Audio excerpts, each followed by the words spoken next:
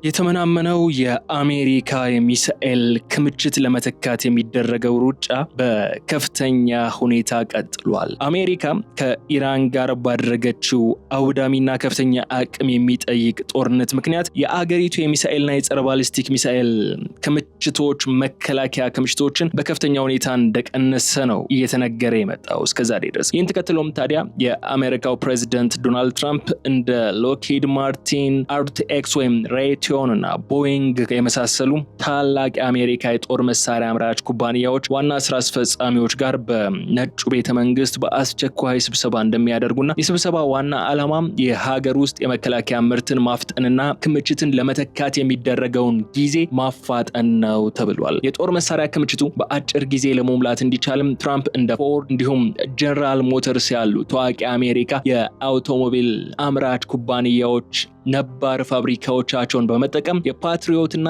የቶማሃውክ ክሩዝ ሚሳኤሎች አካላትን በማምረት ሂደት ላይ እንዲሳተፉም ውይይት እየተደረገ ስለመሆኑ ነው የተሰማው። ነገር ግን የጦር መሳሪያ አምራቾቹ ምርቱን በከፍተኛ ሁኔታ ለመጨመር ዝግጁ ስለመሆናቸው ቢገልጹም የአሜሪካ ኮንግረስ ግን ተጨማሪ በጀት ካላጸደቀ ፔንታጎን አዳዲስ ውሎችን ለመፈረም ስለማይቻለው የገንዘብ ድጋፉ በአስቸኳይ እንደሚያስፈልግ እየተገለጸ ይገኛል። ይህ የገንዘብ ድጋፍና ፔንታጎን የሚያስፈልገውን ወጪ ለመሸፈን የሚፈቅደውን በጀት እንዲጸድቅ ግን ከፍተኛ የሆነ ፈተናን አጋጥሞት ነው ያለው። ከዚህ በተጨማሪ ወቅታዊው የአሜሪካ የሚሳኤል አቅምን በተመለከተ እየወጡ ያሉ መረጃዎችን አሁን ከምንጊዜውም በተለየ ሁኔታ ጨምረው ዝርዝር መረጃዎች ሳይቀሩ እየወጡ ነው ያሉት። እንደምናውቀው የሀገራት ወታደራዊ አቅም፣ የሚሳኤል ክምችትና ሌሎች ወሳኝ መረጃዎች የሀገርን ደህንነት መሰረት ያደረጉ ጉዳዮች ናቸው በሚል ብዙውን ጊዜ ሚስጥራዊ ተደርገው የሚያዙ ጉዳዮች ናቸው። አሁን ግን በአሜሪካ እየተመለከትነው ያለነው ጉዳይ በተቃራኒ ሆኖ እነዚህ ነገሮች በይፋ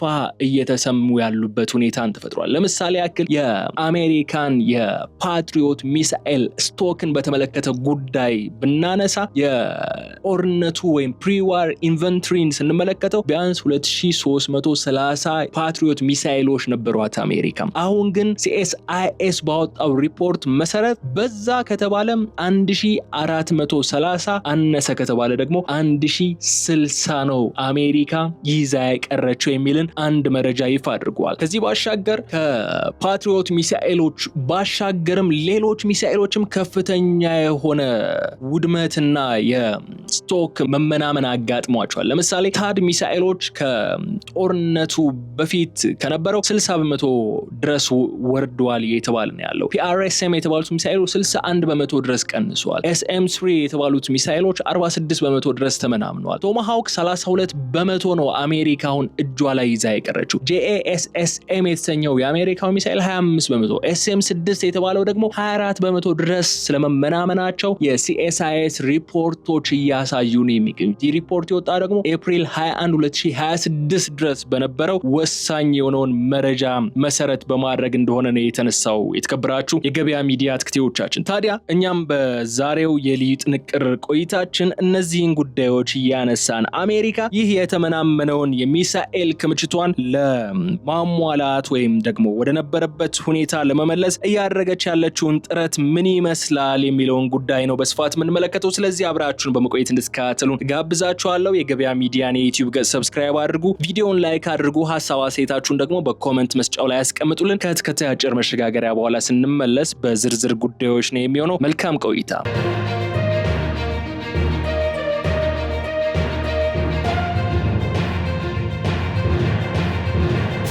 ቀደም ብዬ እንዳነሳውላችሁ ዛሬ የምናወራው መላውን የአሜሪካ ወታደራዊ የፖለቲካና የኢኮኖሚ ልሂቃን በእጅጉ ስላሳሰበውና በአሁኑ ወቅት የዓለምን የኃይል ሚዛን እየቀየረ ስላለው አንገብጋቢው የአሜሪካ ብሔራዊ ቀውስ ጉዳይ ነው። አሜሪካ ከመካከለኛው ምስራቅ እስከ አውሮፓ ባሉ ቀጠናዎች በተለይም ደግሞ ከኢራን ጋር ካደረገችውና ከፍተኛ ወታደራዊ አቅምን ካጠፋው አውዳሚ ግጭት ማግስት የአገሪቱ መከላከያ ሚኒስቴር ወይም ፔንታጎን ከዚህ ቀደም ገጥሞት የማያውቅ ታላቅ ስልታዊ መሰረታዊ ፈተናን ተደቅኖበታል። ይህ ፈተና በሀገሪቱ ስልታዊ መጋዘኖች ውስጥ የሚገኙት እጅግ ዘመናዊ ሚሳኤሎች፣ የክሩዝ ሚሳኤሎችና የጸረ ባሊስቲክ መከላከያ ዘዴዎች ክምችትን ወደ ዝቅተኛ ደረጃ መውረዱ በከፍተኛ ሁኔታ መቀነሱ እየተሰማ ነው ያለው። የአሳሳቢና አስቸኳይ ብሔራዊ ደህንነት ስጋት ተከትሎም ፕሬዚዳንት ዶናልድ ትራምፕ መላውን የጦር መሳሪያ ማምረቻ ሴክተር የሚያናውጥ ድንገተኛ እርምጃ ስለመውሰዳቸው ተሰምቷል። ፕሬዚዳንቱ እንደ ሎክሂድ ማርቲን ወይም አርቲኤክስ፣ ሬቲዮን፣ ቦይንግ እና ኖርዝሮፕ ግሩማን እና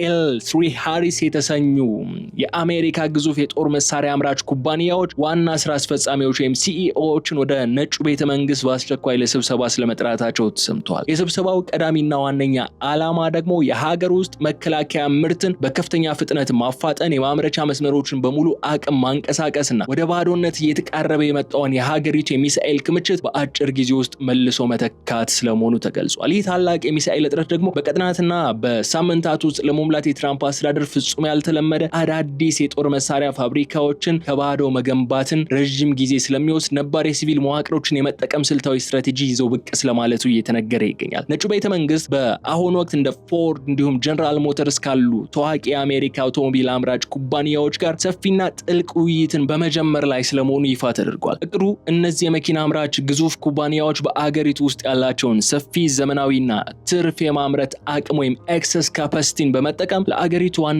ጋሻ ለሆኑት ለፓትሪዮት የአየር መከላከያ ዘዴዎችና ለቶማሃውክ ክሩዝ ሚሳኤሎች የሚያስፈልጉ ወሳኝ መዋቅራዊ አካላትን፣ የሞተር ክፍሎችንና የብረት ክፍሎችን በማምረቻ ሂደት ላይ በቀጥታ እንዲሳተፉ ማድረግ ነው። ይህ እርምጃ አሜሪካ ታሪካዊውን የዲትሮይት ኢንዱስትሪ የማምረት አቅምን ወደ ጦር መሳሪያ በማዞር ረገድ የምታደርገውን የስትራቴጂ ለውጥ የሚያሳይ ሆኖም ተመዝግቧል። የሲቪል ተሽከርካሪዎች መገጣጠሚያዎችን ወደ ሚሳኤል መለወጫነት የሚቀየሩበት ይኸው አዲስ የታሪክ ምዕራፍንም የሚያበስር አካሄድ ነው። ነገር ግን ይህንን ታላቅ የኢንዱስትሪ ሽግግር ወደ መሬት አውርዶ በተግባር ለማንቀሳቀስ በዋሽንግተን የፖለቲካ ኮሪደር ውስጥ ትልቅ የህግና የገንዘብ እንቅፋት ተደቅኖበት ይገኛል። ምንም እንኳን የጦር መሳሪያ አምራች ኩባንያዎቹና የመኪና ፋብሪካዎቹ ያላቸውን የምርት አቅም በከፍተኛ ሁኔታ ለመጨመርና የሰው ኃይላቸውን በሙሉ አቅም ለማሰማራት ፍላጎት እንዳላቸው ቢገለጽም ጉዳዩ በቀጥታ ከአሜሪካ ኮንግረስ የገንዘብ ውሳኔ ጋር የተያያዘ ስለመሆኑ ግን እየተገለጸ ነው ያለው። የአሜሪካ ኮንግረስ ለዚህ አስቸኳይና ልዩ የሚሳኤል ማምረቻ ሂደት ተጨማሪ ልዩ በጀት በአስቸኳይ ካላጸደቀ በስተቀር ፔንታገን ከአምራቾቹ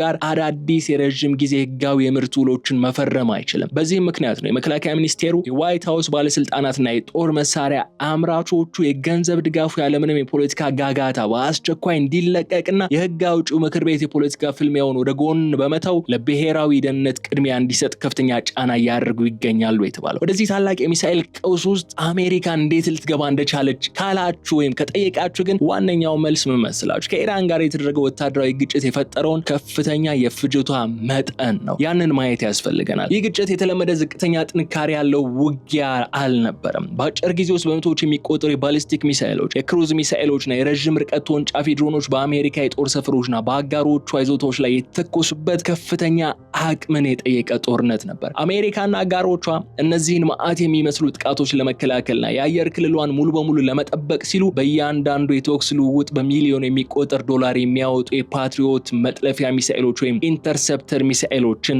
በከፍተኛ ብዛት ለመተኮስ ተገዷል። ይህ የጦርነቱ ከፍተኛና ፈጣን የመሳሪያ ፍጆታ መጠን ደግሞ ፔንታገን በ10 ዓመታት ውስጥ ያከማቸውን ስልታዊ የሚሳኤል ክምችት በጥቂት ሳምንታት ውጊያ ውስጥ ብቻ እንዲመናመንና የአቅርቦት ሰንሰለቱ እንዲጋለጥ ያደረገው ዋነኛው ምክንያት ሆኗል። አሁን ላይ የወጡት ወቅታዊና ዝርዝር ወታደራዊ መረጃዎች እንደሚያሳዩት ከሆነ የአሜሪካ የሚሳኤል አቅም በአሁኑ ወቅት ወደ ስልታዊ አደገኛ ቀጠና ወይም ስትራቴጂክ ዴንጀር ዞን ውስጥ እየገባ ነው ያለው። ምንም እንኳን ፔንታገን ማንኛውንም ድንገተኛ ጥቃት ለመመከት የሚያስችል አነስተኛ የተጠባባቂ መጋዘንና የመከላከያ አቅም አሁንም ቢኖረውም ለአንድ ተጨማሪ አዲስ የረጅም ጊዜ ጦርነት ግን ፍጹም አስተማማኝ የሆነ ትጥቅ የለውም ተብሏል። በተለይ በመካከለኛው ምስራቅ ያለውን ውጥረት ባልበረደበትና በተመሳሳይ ጊዜ በፓሲፊክ ውቅያኖስ ቀጠና ከሌሎች ሀያላን ሀገራት ጋር አዲስ ግጭት ቢነሳ አሜሪካ የምትተኩሰውና የምትከላከለው ሚሳኤል ልታጣ የምችልበት እድል ሰፊ መሆኑን የስትራቴጂ ባለሙያዎች እያስጠነቀቁ ነው ያሉት።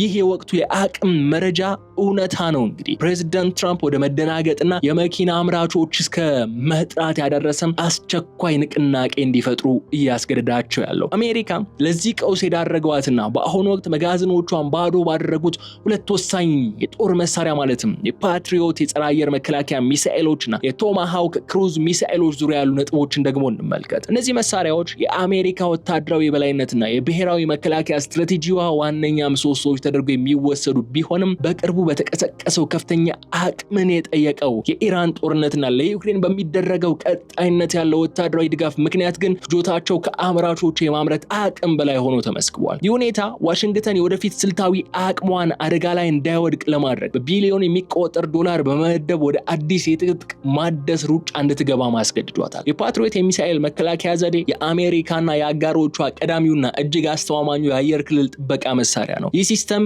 የሚመጡበትን የባሊስቲክ ሚሳኤሎችን፣ የክሩዝ ሚሳኤሎችና የላቁ ሰው አልባ ድሮኖችን በአየር ላይ መጥቶ ይመጣል አቅም አለው። ይሁን እንጂ በቅርቡ በተካሄደው የኢራን ጦርነት ወቅት ቴህራንና በክልሉ የሚገኙ አጋሮቿ በአሜሪካ የጦር ሰፈሮች ላይ በመቶዎች የሚቆጠሩ የሚሳኤል ጥቃቶችን በአንድ ጊዜ ሲያዘንቡ አሜሪካ የአየር ክልሏን ለመጠበቅ ስትል ብቻ ከ1000 በላይ የፓትሪዮት መጥለፊያ ሚሳኤሎችን ወይም ኢንተርሴፕተሮችን ለመተኮስ ስለመገደዷ ነው መረጃዎቹ የሚያሳይሱ። እያንዳንዱ የፓትሪዮት ሚሳኤል መጥለፊያ ወደ $4 ሚሊዮን ገደማ የሚጠጋ ዋጋ ያለው መሆኑ ደግሞ በአንድ ወር ባልሞላ ጊዜ ውስጥ ይህንን ያህል ከፍተኛ ቁጥር ያለው ሚሳኤል ተኮሱ ፔንታገን በ10 ዓመታት ጥረት ያከማቸውን ስልታዊ ክምችት በአንድ ጀንበር እንዲሟጠጥ አድርጎታል።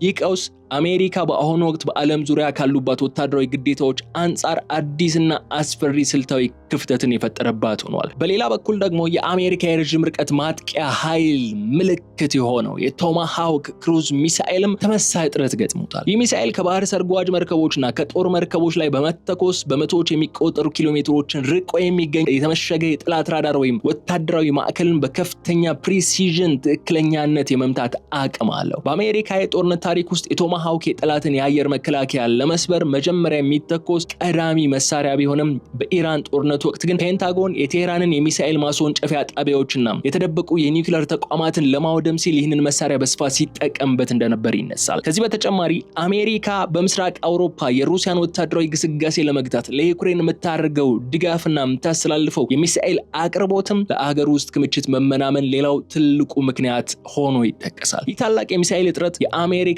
ወታደራዊ ስትራቴጂስቶች በእጅጉ ያሳሰበበት ዋነኛው ምክንያት ደግሞ አምራች ኩባንያዎች እነዚህን የተራቀቁ ቴክኖሎጂዎችን መልሰው ለመተካት ያላቸው የማምረት ፍጥነት እጅግ አነስተኛ በመሆኑ ነው። እንደ ሎኪድ ማርቲን እና ሬቲዮን ያሉ የኢንዱስትሪው ግዙፍ አካላት በአሁኑ ወቅት በአመት ማምረት የሚችሉት የፓትሪዮት ሚሳኤል ቁጥር በአሜሪካ በጦርነቱ ወቅት በጥቂት ቀናት ውስጥ ከፈጀችው ቁጥር ጋር እኩል ነው። ይህ የማምረት አቅም ማነስና የጊዜ ክፍተት ደግሞ የነጩ ቤተ መንግስት የበላይ አመራሮችና ፕሬዚደንት ዶናልድ ትራምፕ ወደ መደናገጥ ውስጥ የከተታቸው ሲሆን በቀጣይነት በፓሲፊክ ውቅያኖስ ወይም በታይዋን ዙሪያ ከቻይና ጋር ሊነሳ የሚችልን መጠነ ሰፊ ግጭት ለመከላከል አሜሪካ ያላትን ዝግጁነትም ጥያቄ ውስጥ እንዲገባ ያደረገ አጋጣሚን ፈጥሯል። ፕሬዚደንት ዶናልድ ትራምፕ ከታላላቅ የጦር መሳሪያ አምራች ኩባንያዎች ጋር ውይይት ሊያደርጉ መሆኑን በሰጡት መግለጫ በስተጀርባ በዋሽንግተን የስልጣን ማዕከላትና በታላላቅ የጦር መሳሪያ አምራች ኩባንያዎች መካከል እየተካሄደ ስላለው እጅግ ከባድና ውጥረት የነገሰበት ድብቅ ፍጥጫም በስፋት እየተነገረ ይገኛል። ይህ ስብሰባ በተለመደው የዲፕሎማሲ ወይም የንግድ ጨዋነት የተሞላ ሳይሆን የአገሪቱ መከላከያ ሚኒስትር ፔት ሄግሴት እንዲሁም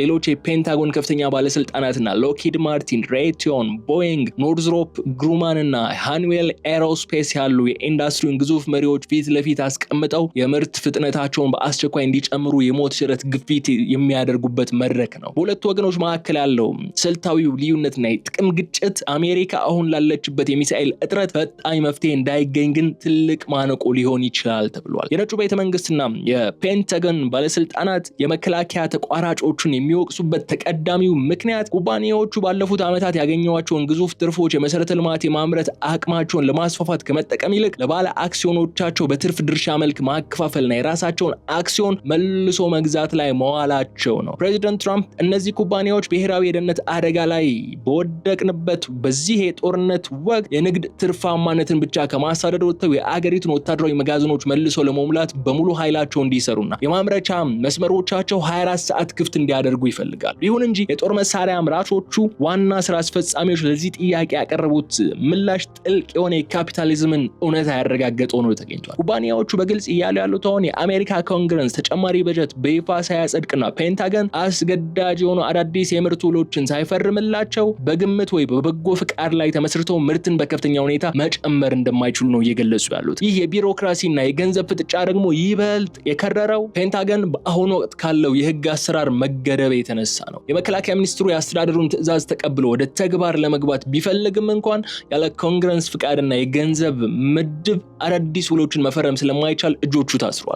አምራቾቹ ደግሞ ለፓትሪዮትና ለቶማሃውክ ማምረቻ የሚሆኑ ጥሬ ዕቃዎችን ለመግዛት አዳዲስ ሰራተኞች ለመቅጠርና የማምረቻ ፋብሪካዎችን ለማስፋፋት የረዥም ጊዜ የገንዘብ ዋስትና የህይወትና የሞት ጉዳያቸው መሆኑን ይከራከራሉ። ይህ በዋይት ሃውስ ግፊትና በኩባንያዎች የፋይናንስ ዋስትና ጥያቄ መካከል ያለው መጓተት አሜሪካ በጦርነት ውስጥ ባለችበት በዚህ ወሳኝ ወቅት ላይ ውድ ጊዜን እንድታጣ ያደረጋት ነው የሚገኘው። ከዚህ በተጨማሪ በፍጥጫው መሃል ሌላኛው የተነሳው አሳሳቢ ጉዳይ የአቅርቦት ሰንሰለት መበላሸት ነው። የጦር መሳሪያ አምራቾቹ እንደገለጹት ከሆነ ችግሩ የገንዘብ ብቻ ሳይሆን እጅግ ረቂቅ የሆኑ ወታደራዊ ማይክሮቺፖችን፣ የራዳር መከታተያ ሲስተሞችና የሚሳኤል ሞተር ክፍሎችን የሚያቀርቡላቸው ንዑስ ተቋራጮች ምርቱን በተፈለገው ፍጥነት ማቅረብ አለመቻላቸው ነው። ፔንታጎን በአሁኑ ወቅት በአጠቃላይ የመከላከያ ሴክተሩ ላይ የጦርነት ጊዜ ሁኔታ ወይም ዋር ታይም ሞድ ለማወጅ ቢያቅድም የሲቪል ተቋማትና የቴክኖሎጂ አቅራቢዎችን በአንድ ላይ አስተባብሮ የመምራት ፈተናው ግን እጅግ ከባድ እንደሆነበት እየተነገረን የሚገኘው ይሄ ሚሳኤል ክምችት መመናመን በአሜሪካ የረዥም ርቀት ስልታዊ ዝግጁነት ላይ የጣለው ጥላና ታዋቂው የስትራቴጂክ ዓለም አቀፍ የጥናቶች ማዕከል ወይም CSIS ያወጣው አስደንጋጭ ሪፖርት መሰረት በማድረግ ደግሞ ቆይታችንን እንቀጥል። ይህ ሪፖርት በዋሽንግተን ወታደራዊ ልሂቃን ዘንድ ትልቅ ድንጋጤን የፈጠረ ሆኗል። አሜሪካ አሁን ያለችበት ሁኔታ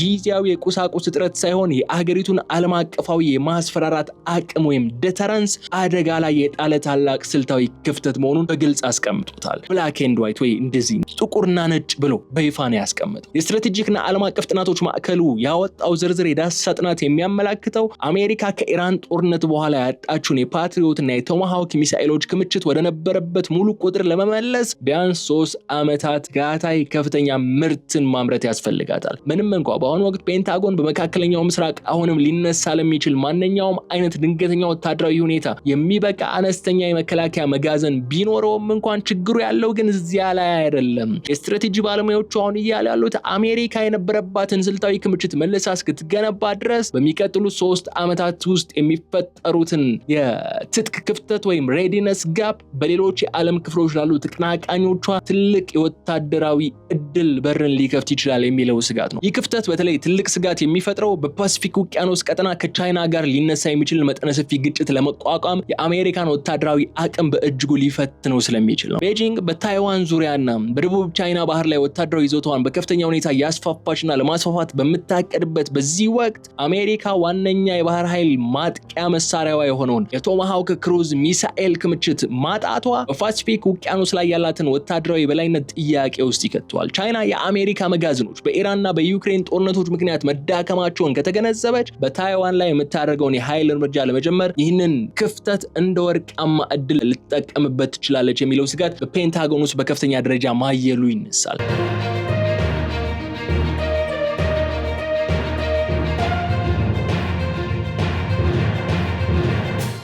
ይህ የCSIS ሪፖርት የሚያረጋግጠው ፕሬዚደንት ትራምፕ የፎርድና የጀነራል ሞተርስ ፋብሪካዎችን በአስቸኳይ ወደ ሚሳኤል ምርት ለማስገባት የሚፈልጉት ኢራን ጦርነት ዳግም መቀስቀስ ስጋት ብቻ አስበው ሳይሆን ፓሲፊክ ውቅያኖስ ላይ ሊመጣ የሚችለውን እጅግ የከፋና ታላቅ የሀያላን ሀገራት ጦርነት ወይም ግሬት ፓወር ኮንፍሊክትን ለመከላከል የሚያስችል ስልታዊ አቅምንም ለማቆየት በማለም ነው። አሜሪካ በአንድ ጊዜ በሁለት የተለያዩ የዓለም ጫፎች ላይ ትላልቅ ጦርነቶችን የማስተናገድ ታሪካዊ ዶክትሪን የነበራት ቢሆንም የአሁኑ የሚሳኤል እጥረት ግን ያንን አቅሟን በእጅጉ እንደሸረሸረው የስትራቴጂክ ጥናቶች ተቋሙ በግልጽ አስቀምጧል። ፕሬዚዳንት ዶናልድ ትራምፕ ይህንን ቀውስ በአስቸኳይ ለመፍታት ለ2027 በጀት ዓመት $1.5 ትሪሊዮን ታሪካዊና ግዙፍ የሆነን የመከላከያ በጀት ጥያቄ ለኮንግረስ አቅርበዋል። ይህ በጀት በተለይ ለከፍተኛ ቴክኖሎጂ የታጠቁ ጥይቶች፣ የፓትሪዮት መጥለፊያ ዘዴዎችና የቶማሃውክ ክሩዝ ሚሳኤሎች ማምረቻ የሚውል ቢሆንም እንኳን በህግ አውጪው ምክር ቤት ውስጥ ግን ታላቅ ተቃውሞና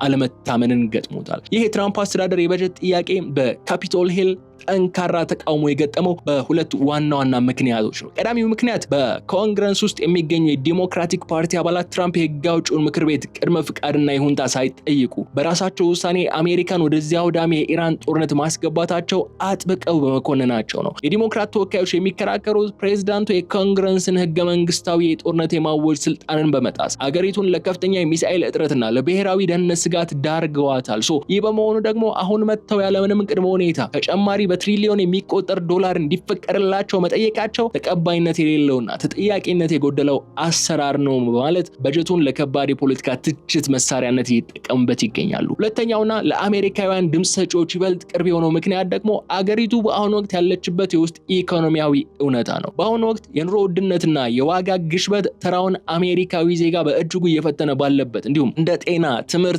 ማህበራዊ ዋስትና ያሉ የሲቪል መርሃ ግብሮች በበጀት ቅነሳ እየተሰቃዩ ባሉበት በዚህ ወቅት ለፔንታጎንና ለጦር መሳሪያ አምራች ኩባንያዎች ተጨማሪ ገንዘብ ክምር መፍቀድ የለብንም የሚሉ የህግ አውጪዎች ድምፅ ከቀን ወደ ቀን እየተጠናከረ መጥቷል። ይህ በወታደራዊ ፍላጎትና በአገር ውስጥ የህዝብ ጥቅማ ጥቅሞች መካከል ያለው መበላለት በትራምፕ አስተዳደርና በኮንግረስ ተቃዋሚዎቻቸው መካከል ያለውን ልዩነት ይበልጥ እንዲሰፋ አድርጓል። ይሁን እንጂ የሪፐብሊካን ፓርቲ አባላትና የነጩ ቤተ መንግስት ደጋፊዎች በበኩላቸው ይህ በጀት ካልጸደቀና ፔንታገን ከአምራቾች ጋር አዳዲስ ውሎችን መፈራረም ካልቻለ አሜሪካ ለጠላቶቿ እጅግ ደካማ ሆና እንደምትታይ በማስረዳት ላይ ነው የሚገኝ።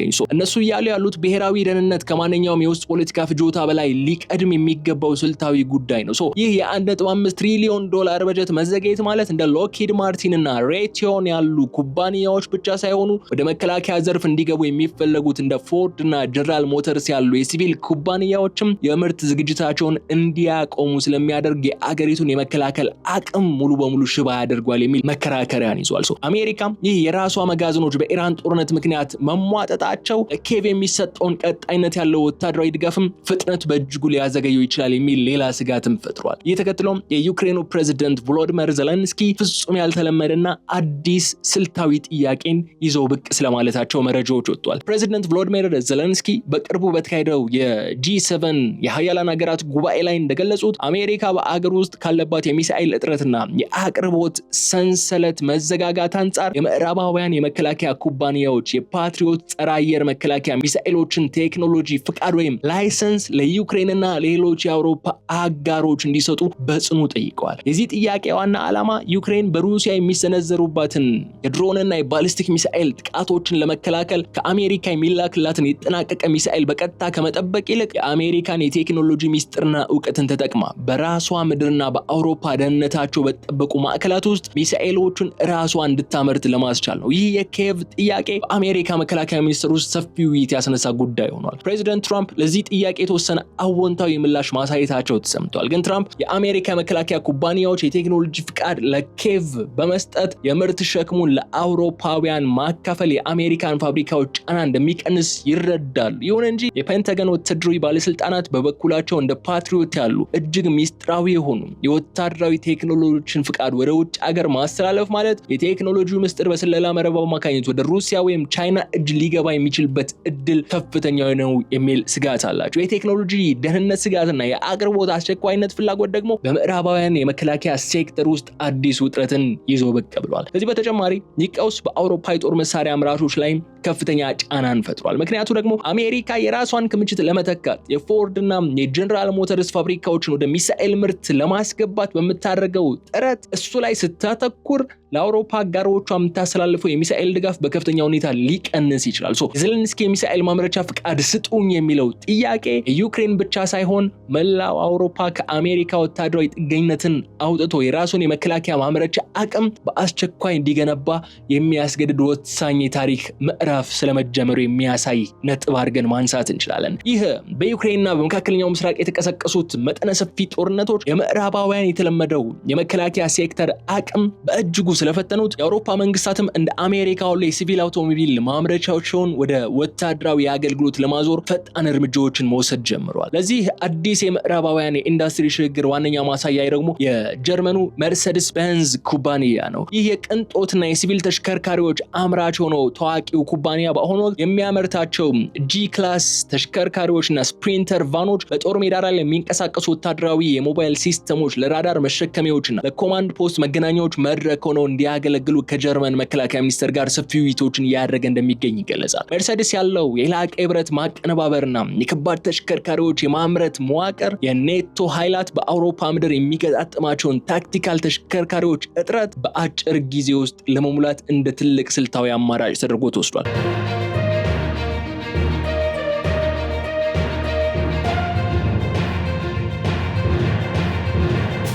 በተመሳሳይ ሁኔታ በፈረንሳይ የሚገኘው የሬኖልት ግሩፕ ከታይልስ ከተሰኘው የአገሪቱ ግዙፍ የመከላከያ ቴክኖሎጂ ኩባንያ ጋር በመተባበር አዲስ ስልታዊ ስምምነትን ተፈራርመዋል። የዚህ ስምምነት ዋና ዓላማ ደግሞ የሬኖልት ነባር የመኪና ማምረቻ መስመሮችን በመጠቀም የፈረንሳይ ጦር በዩክሬን ቀውስ ሳቢያ ያጣቸውን ሁለገብ ወታደራዊ ተሽከርካሪዎችን፣ የሎጂስቲክስ መኪናዎችና የታጠቁ የጭነት ተሽከርካሪዎችን በከፍተኛ ፍጥነት ማልማትና ማምረት ላይ ነው። ይህ የሚያሳየው የምዕራባውያን ሀገራት በጦር መሳሪያ ምርት ረገድ የገጠማቸውን የአቅርቦት ሰንሰለት ወይም ሳፕላይ ቼን ቀውስን ለመፍታት ከዚህ ቀደም የነበራቸውን የሲቪል እና የወታደራዊ ምርት ክፍፍል መስመር ሙሉ በሙሉ ያጠፉት መሆኑ ነው የሚያሳዩ። የአውሮፓ አውቶሞቲቭ ኩባንያዎችን ወደ መከላከያ ዘርፍ መግባት መላው ዓለም ወደ አዲስ የትጥቅ ማደስ ወይም ግሎባል ሪርማመንት እንዲሁም ወደ ጦርነት ኢኮኖሚ ወር ኢኮኖሚ መዋቅር እየተሸጋገረ መሆኑን የሚያረጋግጥ ሌላው ትልቅ ማሳያ ሆኗል። የምዕራባውያን ስትራቴጂስቶች አሁን ላይ በግልጽ እንደተረዱት ከአሁን በኋላ የሚነሱ የሀያላን ሀገራት ግጭቶች በተለመዱ ጥቂት የመከላከያ ተቋራጮች ብቻ ሊመከቱ ስለማይችሉ የሲቪል ማምረቻዎችን አቅምም ወደ ወታደራዊ ምርት ማምጣት የብሔራዊ ደህንነት ህልውና ጉዳይ ሆኗል የሚልን ትምህርት ከኢራኑ ጦርነት እየቀሰሙ ይገኛል። በአሜሪካና በዓለም ዙሪያ የተከሰተውን እጅግ አንገብጋቢው የሚሳኤል ክምችት መመናመንን ቀውስ ከተለያዩ አቅጣጫዎች በጥልቀት ስንመለከት ቆይተናል። ስናጠቃልለው ግን የተከበራችሁ የገበያ ሚዲያ ተከታታዮቻችን ይህ ሁሉ የተወሳሰበ ወታደራዊ ፖለቲካዊና ኢኮኖሚያዊ መረጃ በአንድ ላይ ተቀናጅቶ ይህ የታሪክ ሂደት ወደፊት መላውን የዓለም የኃይል ሚዛንና የጂኦፖለቲካ መዋቅር ወዴት ይመራዋል የሚለውን በመመልከት ጥንቅራችንን እንቋጫለን። ፕሬዚዳንት ዶናልድ ትራምፕ ነጩ ቤተ መንግስት ውስጥ የሰጡት ያልተጠበቀ መግለጫ ተራ ወታደራዊ ዝግጁነት ማሻሻያ ሳይሆን ምዕራባውያን ሀገራት ከቀዝቃዛው ጦርነት ማክተም በኋላ የነበራቸውን ሰላማዊ የኢኮኖሚ አስተሳሰብ ሙሉ በሙሉ ትተው ወደ አዲስ የጦርነት ጊዜ የኢንዱስትሪ ፖሊሲ መሸጋገራቸውን ያረጋገጠ የታሪክ ምዕራፍ ሆኗል። ይህንን አጠቃላይ ሁኔታ ስንገመግመው ከአውቶሞቢል ማምረት ወደ ቶማሃውክና ፓትሪዮት ሚሳኤል ምርት ለመሸጋገር መታቀዱ ምዕራባውያን ሀገራት የጦር መሳሪያ አቅርቦት ሰንሰለታቸውን ለማጠናከር ምን ያህል ተስፋ አስቆራጭና አስቸኳይ እርምጃ ውስጥ መግባታቸውን ያረጋግጣል። ከኢራን ጋር የተደረገው አውዳሚው ግጭትና በዩክሬን ምድር ላይ ያለው ቀጣይነት ያለው የጦር መሳሪያ ፍጆታ ያሳየን ትልቅ እውነታ ቢኖር የዘመኑ ጦርነቶች በጥቂት ቀናት ስልታዊ ጥቃት የሚጠናቀቁ ሳይሆኑ በ10 ሺዎች የሚቆጠሩ የላቁ ሚሳኤሎችና የመከላከያ ዘዴዎችን በአጭር ጊዜ ውስጥ የሚፈጁ የኢንዱስትሪ ፍልሚያዎች መሆናቸው ነው። አሜሪካና የአውሮፓ አጋሮቿ ይህንን እውነታ ዘግይተውም ቢሆን በመረዳታቸው ነው እንግዲህ አሁን እንደ ፎርድ፣ ጀነራል ሞተርስ፣ መርሴዲስ ቤንዝ እና ሬኖልት ያሉ የሲቪል ኩባንያዎች መሰረተ ልማት ወደ መከላከያ ዘርፍ ለማስገባት የሞት ሽረት ሩጫ የጀመሩት። ወደፊቱ የዓለም የደህንነት ስትራቴጂ አቅጣጫ ደግሞ ትልቁ ወሳኝ ምዕራፍ የሚሆነው ይመስላችሁ በቀጣዮቹ ጥቂት ወራት ውስጥ በዋይት ሃውስ ከመከላከያ ተቋራጮች ጋር የሚደረገው ስምምነትና ከኮንግረሱ የሚጠበቀው የ1.5 ትሪሊዮን ዶላር ግዙፍ በጀት እጣ ፋንታ ነው። ይህ በጀት መጽደቅና ለመጽደቁ አሜሪካ በአገር ውስጥ ያላትን ወታደራዊ ዝግጁነት ብቻ ሳይሆን ፓሲፊክ ውቅያኖስ ቀጠና ከቻይና ጋር ሊኖራት ለሚችለውና መላውን የዓለም የኃይል ሚዛን ለሚወስነው ስልታዊ ፉክክር ያላትን ቁመና የሚወስን ይሆናል። ቻይና የአሜሪካን የሚሳኤል መጋዘኖች መዳከም አይታ በታይዋን ላይ ልታደርጋቸው የምችላቸውን ወታደራዊ እርምጃዎችን እንዳታፋጥን ለመግታት ዋሽንግተን ይህንን የምርት ክፍተቷን በአስቸኳይ መሙላት ይኖርባታል። በተመሳሳይ መልኩ ከዩክሬን የቀረበው የሚሳኤል ማምረቻ ፍቃድ ላይሰንሱን ስጡኝ የሚለው ጥያቄና አውሮፓ የራሷን የጦርነት ኢኮኖሚ ለመገንባት የምታደርገው ጥረት ወደፊቱ የምዕራባውያን ወታደራዊ ጥምረት ከአንድ አገር ጥገኝነት ወጥቶ ወደ ተከፋፈለና ራሱን የቻለ የማምረቻ መዋቅር እንዲሸጋገር የሚያደርግ ነው። ይህ ሽግግር ደግሞ በቀጣዮቹ ዓመታት የዓለምን የጦር መሳሪያ ገበያ፣ የቴክኖሎጂ ፍሰትና የህዝባዊ በጀት ድልድል በሙሉ የሚቀይር ይሆናል በማለት የዕለቱን የልዩ ጥንቅር ፕሮግራማችን እዚህ ላይ እንቋጫለን። የተከበራችሁ የገበያ ሚዲያ ተከታታዮቻችን አሜሪካ ከፍተኛ የሆነ አጣብቂኝ ውስጥ ገብታ ነው የምትገኘው። ከጦርነቱ በፊት ከነበሯት 2330 የፓትሪዮት ሚሳኤሎች ስቶክ አሁን በዛ ቢባል 1430 ወይም ደግሞ አትሊስት 1060 ነው ይዛ የቀረችው ነው እየተባለ ያለው። ከፍተኛውና አሳሳቢው ነገር ደግሞ አሜሪካ እነዚህን ሚሳኤሎች ለመተካት የምታወጣው ገንዘብና ጊዜ ነው። ለምሳሌ አንድን መረጃ ላጋራችሁና ለጥንቅሬን እዚህ ላይ ልቋጭ። ለምሳሌ አሜሪካ አንድ SM-3 የተሰኘን ሚሳኤል አንድ ፍሬውን ለማምረት 28.7 ሚሊዮን የአሜሪካ ዶላር ያስፈልጋታል። በስንት ወርስ ሊደርስ ይችላል ከተባለ 64 ወራትን ያስፈልገዋል። አንድ ታድ ሚሳኤል 15.5 ሚሊዮን ዶላር ያስፈልገዋል። በስንት ወራት ይደርሳል? 53 ወራት ያስፈልጉታል። SM-6 የተሰኘው ሚሳኤል 5.3 ሚሊዮን ዶላር ያወጣል። ብቁ ሆኖ ወደ ጦር ግንባር ለመሰማራት ደግሞ አትሊስት 53 መንዞች ያስፈልጉታል። JASSM የተሰኘው ሚሳኤል 2.6 ሚሊዮን ዶላር ወጪ ይደረግበታል። 48 ወራት ይፈጃል ፕሮዳክሽን ፕሮሰስ ወይም ዴሊቨሪ ታይም ላይ ነው። ቶማሃውክ ሚሳኤል 2.6 ሚሊዮን ዶላር ይፈጃል። አንዱ 47 ወሮች ያስፈልጉታል። PRSM የተሰኘው ሚሳኤል 1.6 ሚሊዮን ዶላር ይፈጃል። 46 ወራት ይፈልጋል ወደ ስራ እንዲገባ። ፓትሪዮት ሚሳኤል አንዱ 3.9 ሚሊዮን ዶላር ይፈጃል።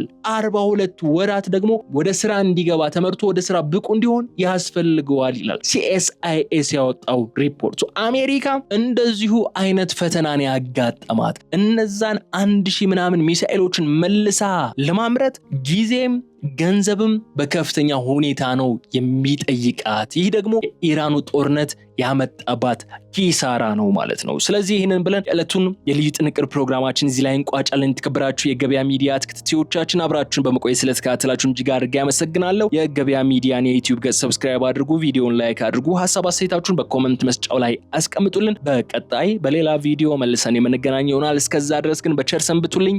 ሰላም።